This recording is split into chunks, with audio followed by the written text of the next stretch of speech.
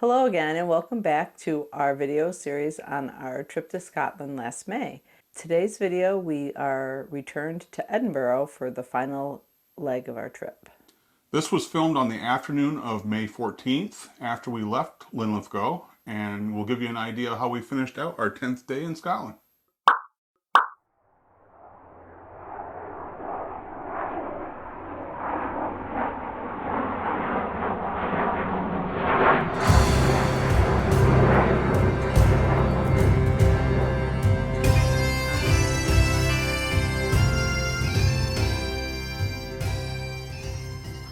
As you may recall, from Linlithgow we were headed back to return our rental car and say goodbye to the little BMW that had carried us so many miles across the country. It was only a short 15-minute drive from where we were. After that was completed, I had already pre-booked a taxi to pick us up from the rental agency and take us the rest of the way into the city to our Airbnb location. From where our driver dropped us off, we then had a short 2-minute walk to our final destination, just off the famous Royal Mile. The place we'd be staying was in a housing development known as Tron Square, which is comprised of these buildings we see here. It is named after a nearby church, originally known as Christ's Kirk at the Tron, and later called simply the Tron, which you'll see later in today's video. Tron Square was developed and built in the 1890s as part of a project to remove the most unsanitary housing while respecting the historic character of the old town. The buildings are 4 stories high and were some of the very first public housing structures to use external deck access to the flats on upper floors, as you can see in this old photo. Here's what it looks like today, as seen on Google Maps Street View. We stayed here in this ground floor flat. We'll now walk from our accommodations back up this alley known as Old Assembly Close to reach the High Street, which is part of the Royal Mile, the street that runs west to east at the top of this screenshot. The Royal Mile runs downhill from Edinburgh Castle at its west end to the Palace of Holyrood House at its east end. It is actually made up of 5 separate streets running end to end, starting with Castle Hill at the top, then Lawn Market, then High Street, which takes us down to what was once the outer wall of the old city, Edinburgh. From here, the Royal Mile then includes the Canongate and finally a short street known as Abbey Strand, which runs up to the entrance for the Palace of Holyrood House, the home of the British royal family when they are visiting Edinburgh. There are a large number of these alleyways up and down either side of the Royal Mile, known by their Scottish term as closes. You may think this is because the buildings on either side are close together, but that's not the case. They are actually called closes because they are generally small pedestrian streets that lead to private residences, courtyards, and businesses that are closed off at night, usually by a gate. Most are named for either a prominent resident or a business that was on that close. If we had had a whole week to explore these closes, it would have been a tour all on its own. There is so much history in this city that you'll find something around every corner and down every alley. Now let's head up to the Royal Mile. For parts of this video, we're going to keep the original audio of the street sounds so you can feel more like you're walking with us.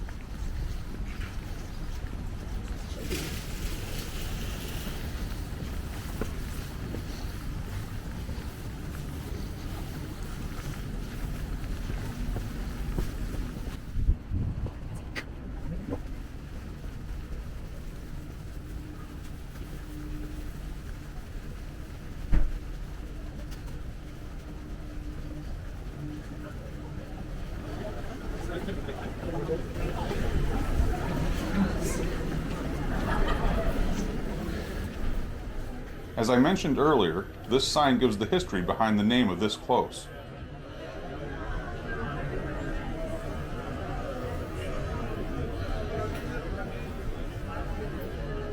Now that we're at the High Street, we're going to go across the Royal Mile here. Then we will walk to the east down to Cockburn Street. Doesn't matter if it's August or June or July. Where are you guys from? We would eat dinner at the filling station, there on the other side of High Street, across from where we came out of Old Assembly Close, but we didn't film that.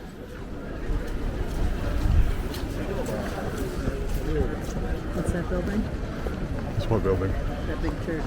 St. Giles. Oh, is that? Yeah.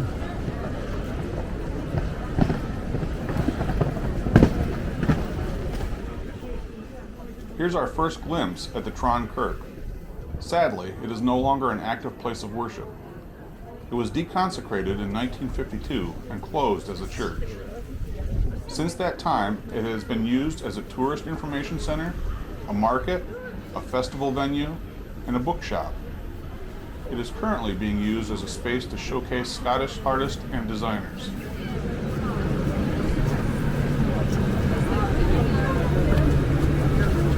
This is Cockburn Street. That's the old Tron Kirk.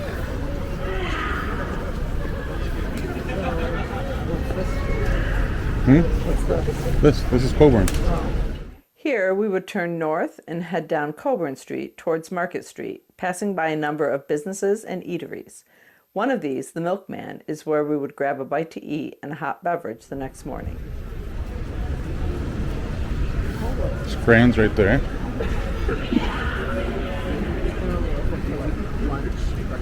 Something like that.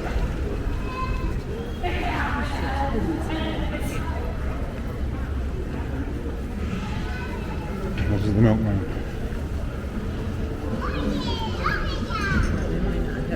It might just be for coffee. They might not have much as far as food, but if Scran's open, we could always go there. We had a number of these places that we could have picked from on this street, and this was just one of many streets like this.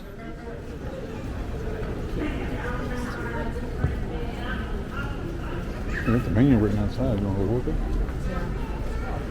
This isn't a driving street, is it? Well, it is sometimes.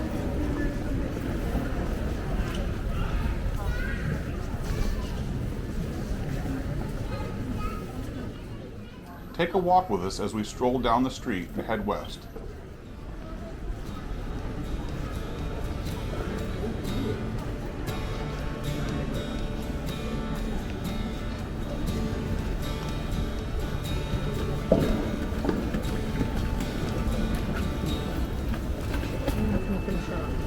Yeah.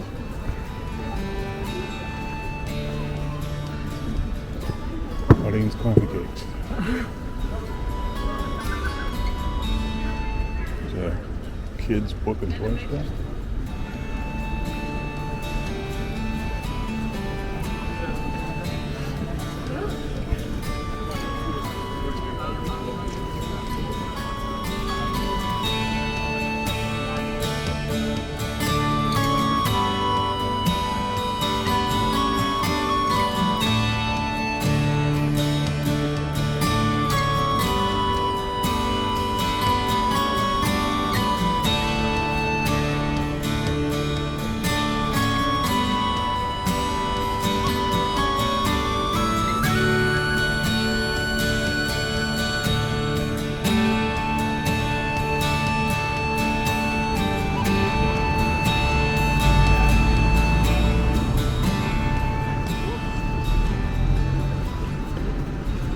Recognize that?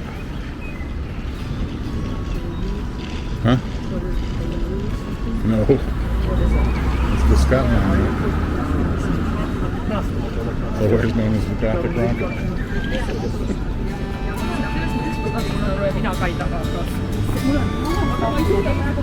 This is, I believe, Waverley Bridge. Waverley train station is down below it. That's Princess Street that we're looking at.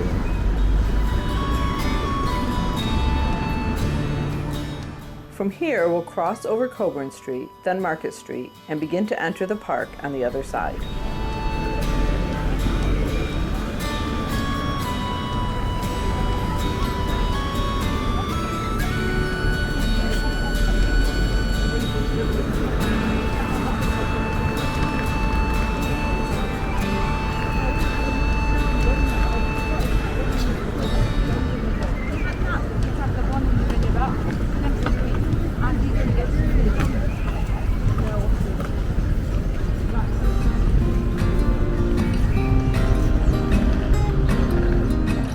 But, realizing it didn't appear to come back out on Market Street, we retraced our steps and walked west on Market Street itself.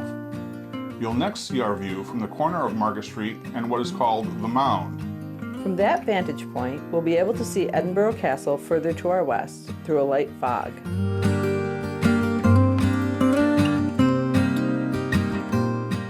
Panning back towards the east, one building we'll see is known as New College of University of Edinburgh.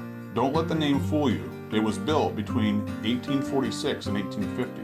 This building currently houses the School of Divinity for the University of Edinburgh, which was founded in 1583 as a theological college to train clergy. We will see the inner courtyard of this building later in a future video. Now we will see some of the buildings on North Bank Street. We will follow North Bank Street back up the hill, up St Giles Street, and come out onto the Royal Mile at the corner where Lawn Market runs into High Street, just across from St Giles Cathedral. Looking back east down Market Street, you can see the rear of the Bank of Scotland headquarters building.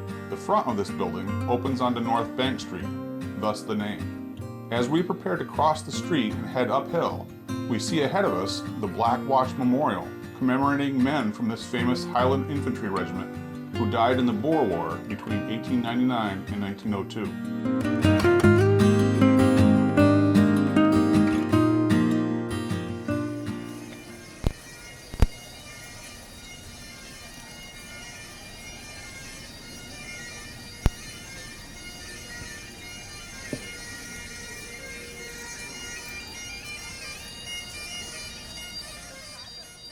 As we reach the Royal Mile, you'll notice, by the fact that we see vehicle traffic on the street now, that it is past the portion of the day where this street is pedestrian only.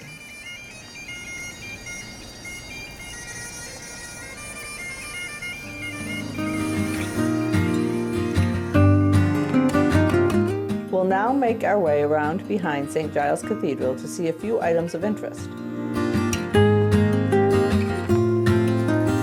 First being the Mercat Cross of Edinburgh. The current cross we see today was built in 1882, but sits close to the site once occupied by the original, which is first mentioned in a charter from 1365.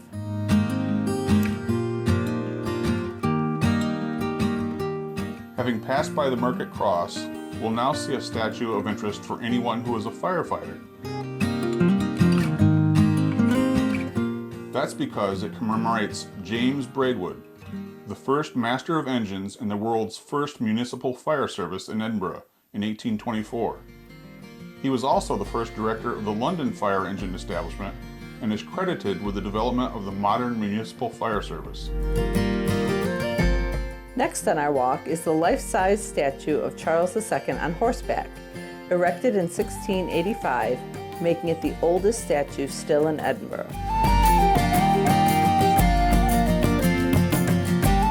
And finally, we'll spot the burial place of another famous person under parking space number 23.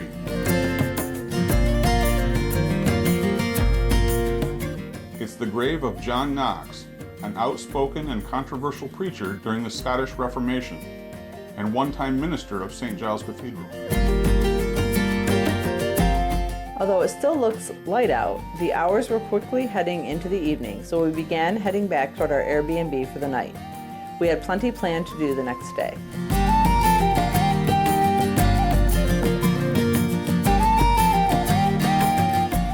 But first, one more statue on our way back down High Street. This one being of Adam Smith, the great Scottish economist, philosopher, and author of The Wealth of Nations in 1776. He is considered the pioneer of what today we call economics. He championed the benefits of specialization and free trade, creating the very idea of the modern market economy. This statue was unveiled on the 4th of July in 2008. This brings us to the close of our May 14th, 10th day in Scotland. And it's just a teaser of what's coming in the future of our visit to Edinburgh, the capital of Scotland.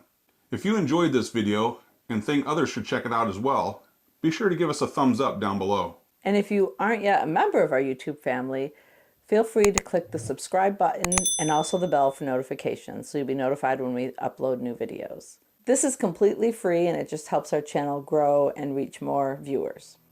Until we see you again, goodbye from Old House on the Corner. Coming up in one of our next Scotland trip videos, we'll head to the top of the Royal Mile to to visit the historic Edinburgh Castle. But there's plenty more to come, so stay tuned and check back in with us.